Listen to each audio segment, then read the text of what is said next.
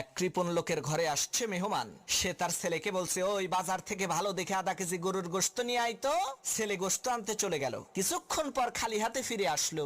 সেই কৃপণ লোকটি বলল, কিরে গোশত কোথায়? তখন ছেলেটি বলল, বাবা আমি বাজারে যেয়ে কসাইকে বলছি ভালো দেখে আধা কেজি গোশত দেন। কসাই বলল, আপনারে এমন গোশত দিমু খাইলে মনে হবে মাখন খাইতেছেন। চিন্তা করলাম তাহলে গোশত নেব কেন, চলে গেলাম মাখনের দোকানে, বললাম আধা কেজি মাখন দেন তো। মাখনের দোকানদার বলল, চিন্তা করেন না, আপনারে এমন মাখন দিমু খাইলে মনে হবে যেন মধু খাইতেছেন। চিন্তা করলাম তাহলে মাখন নিয়ে লাভ কি, চলে গেলাম মধুর দোকানে, বললাম আধা কেজি মধু দেন।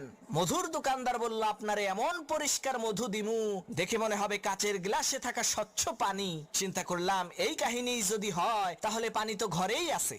কৃপণ বলল, সাব্বাস বেটা, একেবারে উচিত কাম করছো, কিন্তু বাজারে ঘোরাঘুরি করে তোমার জুতাটা যে ক্ষয় করলা। ছেলে কয়, বাবা জুতা তো মেহমানেরটা পরে গেছি।